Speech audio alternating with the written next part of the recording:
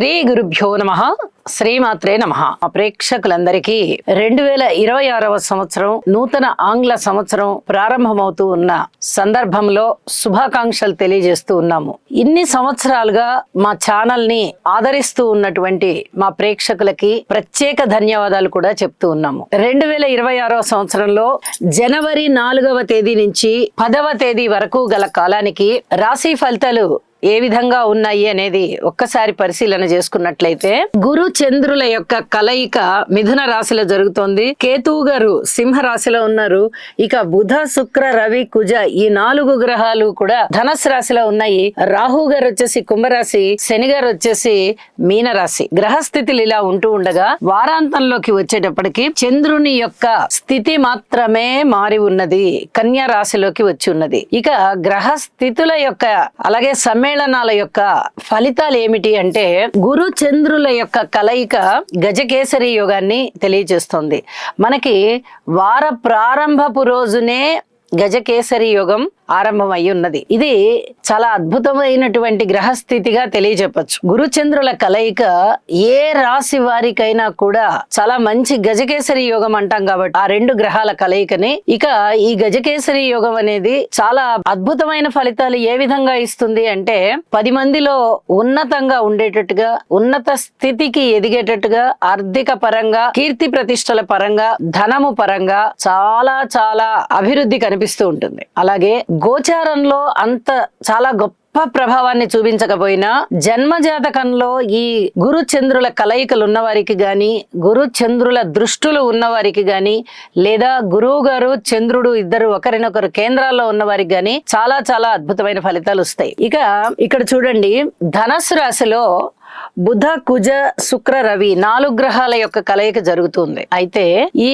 4 గ్రహాలు కూడా ఇటు గురువు గారి దృష్టిలోనూ ఉన్నాయి, ఇటు శని గారి దృష్టిలోనూ ఉన్నాయి. ఈ కలయికలో మనం ఏమి చెప్పుకోవచ్చు, వివాహేతర సంబంధ బాంధవ్యాలు ఉన్న వాళ్ళకి గాని చాలా జాగ్రత్తగా ఉండాలి అని చెప్పుకోవచ్చు. అలాగే రోడ్డు ప్రమాదాలు విషయంలో, అనారోగ్యం విషయంలో, ఆర్థిక పరమైన చిక్కుల విషయంలో చాలా చాలా జాగ్రత్తలు తీసుకోవాలి. ప్రతి రాశి వారు తీసుకోవాలి. ఇది ప్రతి రాశికి ఏదో ఒక స్థానం అవుతుంది కదా 12 రాశుల వారికి కూడా. కాబట్టి ఇక్కడ చతుర్గ్రహ కూటమి కాబట్టి, అందున శని గారి దృష్టి పడుతోంది కాబట్టి ఈ చెప్పుకున్నటువంటి విశేషాంశాలు అతి జాగ్రత్తగా మీరు సంచరించుకుంటూ వెళ్ళాలి. ఇది మటుకు చాలా చెప్పదగినటువంటి సూచనగా తెలియజేస్తూ ఉన్నాను. ఇక కుజుని యొక్క 4వ దృష్టి శని మీద ఉంది. అలాగే శని గారి యొక్క 10వ దృష్టి కూడా కుజుని మీద ఉంది కదా. అలాగే కుజుని యొక్క సప్తమ దృష్టి గురుచంద్రుల మీద ఉంది. ఇక్కడ గురు మంగళ యోగము, చంద్ర మంగళ యోగము కూడా ఏర్పడుతున్నాయి. కాబట్టి ఈ సంవత్సరం ప్రారంభంలో ఏర్పడుతూ ఉన్నటువంటి ఈ యోగాలు ఏ రాశి వారికైనా సరే జాగ్రత్తలు తీసుకోవాలి అనే చెప్తూ ఉన్నది. ఇక వీటి యొక్క ఇంకా ముఖ్యమైన ఫలితాలు ఆ రాశులకి తెలియజెప్పుకుందాము. ఇప్పటి వరకు అయితే అన్ని రాశుల వారు కూడా తప్పనిసరిగా నవగ్రహ స్తోత్ర పారాయణాలు చెయ్యండి. ఇది చాలా చాలా చెప్పదగినటువంటి సూచనగా తెలియజేస్తూ ఇక రాశుల్లోకి వెళ్దాం. కర్కాటక రాశి వారికి ఈ వారం రోజుల కాలానికి గ్రహస్థితులు ఎన్ని అనుకూలంగా ఉన్నాయి అంటే, 4 గ్రహాల యొక్క ఉనికి చాలా బాగుంది అని చెప్పుకోవాలి. వ్యయ స్థానంలో గురుగారు బాగున్నారు. అలాగే షష్ఠ స్థానంలో రవి కుజ బుధ వెరసి 4 గ్రహాల యొక్క ఉనికి కూడా చాలా బాగుంది అని తెలియచెప్పచ్చు. ఇక్కడ షష్ఠ స్థానంలో 4 గ్రహాల యొక్క కలయిక జరుగుతోంది. చతుర్గ్రహ కూటమి షష్ఠ స్థానంలో ఏర్పడుతోంది.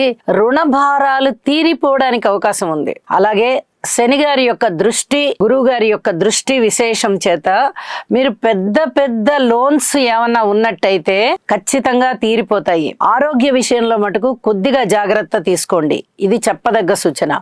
అంటే అనారోగ్యం తగ్గిపోతుంది కానీ పూర్తిగా తగ్గదు. ఇంకా కొంచెం ఔషధ సేవ అవసరం అయ్యేటటువంటి పరిస్థితి ఉంటుంది. అయితే వివాహేతర సంబంధాల విషయంలో అధిక జాగ్రత్తలతో కూడి ఉండాలి. ప్రయాణాల విషయంలో, వాహనాల విషయంలో అధిక జాగ్రత్తలతో కూడి ఉండాలి. ఇది చాలా చాలా చెప్పదగినటువంటి సూచనగా తెలియజేస్తున్నాను. అలాగే ఏదైనా కొంచెం మానసిక వేదన ఉన్నట్టయితే దాన్ని యోగా చేసి మీరు అదుపులో పెట్టుకోండి.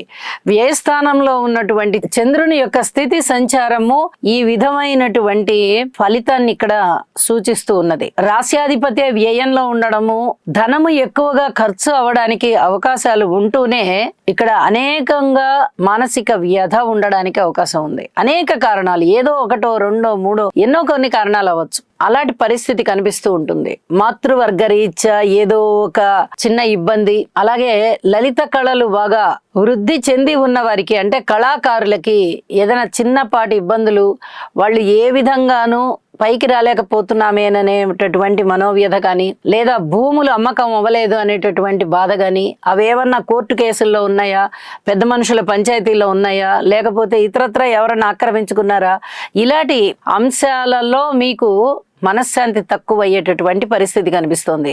వీటన్నిటికీ సంబంధించి అధిక జాగ్రత్తలు తీసుకోవాలి. ఇక మిగతా అన్ని విషయాలలోనూ మీకు కొంచెం బానే ఉంది అని చెప్పచ్చు. వారాంతంలోకి వెళ్ళేటప్పటికీ చంద్రుని యొక్క సంచారము వ్యయస్థానం నుంచి తృతీయ స్థానంలోకి వచ్చి ఉన్నారు. వారు మానసిక బలము పూర్వం కన్నా ఇప్పుడు రెట్టింపు అవుతుంది. అన్నదమ్ముల సహాయ సహకారాలు బాగుంటాయి. ఏదైనా కొంచెం మనోవ్యధ, విచారము ఇలాంటివి ఉంటూ ఉన్నప్పటికీ కూడా మీరు దాన్ని ధైర్య సాహసోపేతాలుగా ఎదురొడ్డి మాట్లాడగలరు. ఇవన్నీ కూడా మీకు చాలా బాగున్నాయి అని చెప్పి తెలియచేస్తూ, ఎన్నో రకాలుగా ధైర్య సాహసోపేతాలుగా మీరు తీసుకునేటటువంటి నిర్ణయాలు కానీ అమలు కానీ చాలా అద్భుతమైన ఫలితాలకు దారితీస్తుంది. నవగ్రహ స్తోత్ర పారాయణాలు చేయండి, శివారాధన చేయండి, అద్భుతమైన విశేషాలు మీకు ఉంటాయి ఈ వారం అంతా అని చెప్పి తెలియజేస్తున్నాను. శుభం. ఈ రాశివారు నవగ్రహ ధ్యాన శ్లోకం అయినటువంటి ఆదిత్యాయ చ సోమాయ మంగళాయ బుధాయ చ గురు శుక్ర శనిభ్యశ్చ రాహవే కేతవే నమః అనే మంత్రాన్ని ప్రతినిత్యము పఠించడం ద్వారా లేదా వినడం ద్వారా మీకు మరింత మేలు జరుగుతుంది. అలాగే మీ మనస్సంకల్పం ఏదైతే ఉందో అది సిద్ధించే అవకాశం ఉన్నది. చంద్రగ్రహ అనుకూలత కొరకు దధిశంక తుషారాభం క్షీరోదార్ణవ సముద్భవం నమామి శశినం సోమం శంభోర్మకుటభూషణం. ఓం శ్రాం శ్రీం శ్రౌం సహ చంద్రాయ నమః.